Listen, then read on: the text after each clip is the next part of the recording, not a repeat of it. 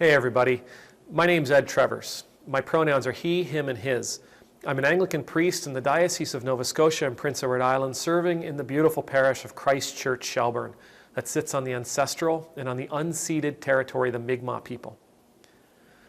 Last week I did a reflection on change, and in it I asked people to have patience with the others in their life who are struggling with accepting or adopting change.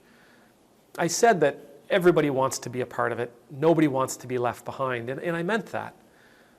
But I also said that there are certain factors, there are certain insecurities that are playing a role in how others accept change and how others embrace it.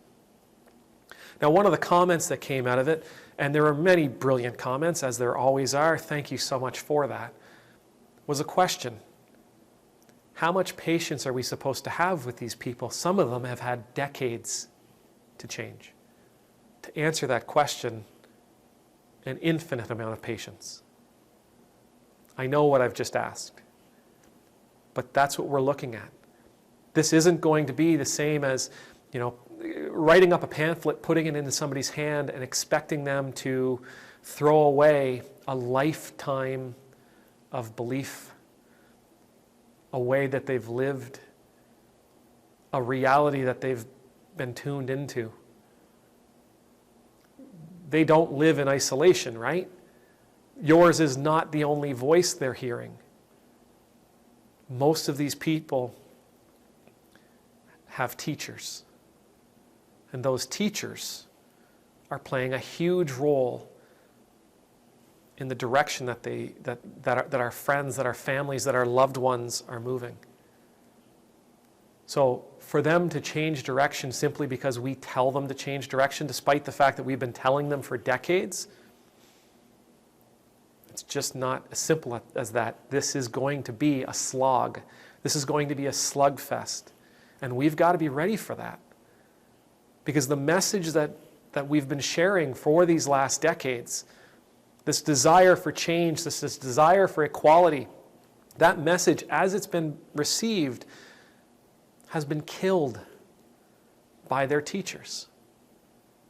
Those teachers are playing upon fear. They play upon fear. They play upon a fear that somebody is going to come and take what we have. Someone is going to come and steal what we've earned.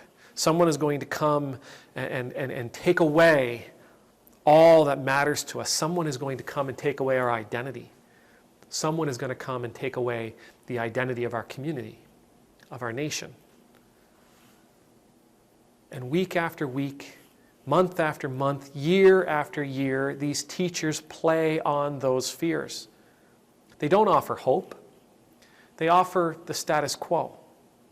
I can make sure that you get to keep everything that is valuable to you if you just live the way that I tell you to live, believe the things that I tell you to believe, work against the people that I tell you to work against. Be fearful of the things that I tell you to be fearful of. There's no hope in that message. So to go forward, how much patience should we have? We should have an infinite amount of patience. But we should also be prepared to fight. We've got to fight those other voices. We've got to speak against those teachers. And we've got to do it, I think, in two ways. And this comes out of a very basic understanding of Newtonian physics, particularly the first law of motion, which I believe, and my physics teachers are probably going to be very upset with me if I mess this up, but a body in motion tends to stay in motion. A body at rest tends to stay in rest, unless they are acted upon by an exterior, unbalanced force.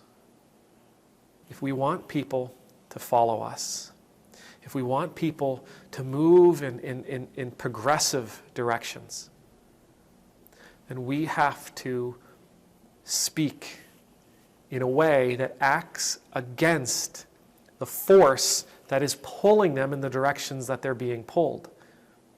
So when their teachers are pulling them in those directions, we have to offer an opposite and greater force than what their teachers are offering. So we need to speak louder than their teachers are, more persistently than their teachers are, more repetitively than their teachers are. And we need to do it in a way that has an opposite energy than the messages that their current teachers, those trusted voices in their lives, an energy that is opposite to that. Where they speak of fear, we need to speak of hope. Where they speak negatively, we need to speak positively. Where they say, don't change or die, we say, there's life. One of the problems that I often see is, and I see it in myself from time to time as well, is that when we offer a message, we offer it out of fear. If you don't change, you will die. Well, their teachers are telling them, if you change, you'll die. So what's the difference? Right? So rather than talking about death, we talk about life. Rather than talking about the negatives, we talk about the positives. The people that we love, that we hope will change, that we hope will become allies. Remember that there are forces acting upon them. There are forces that are pushing them and pulling them in the directions that they're currently moving.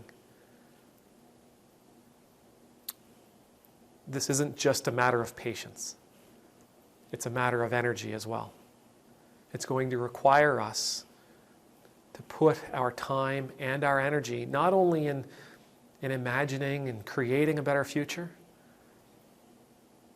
but in developing allies, helping our loved ones to become the people that will be standing at our sides as the future unfolds.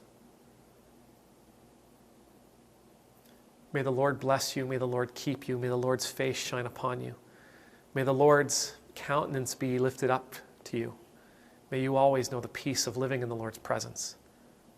And I pray that as those opportunities arise, you will know that you have the energy, you have the time, you have the wherewithal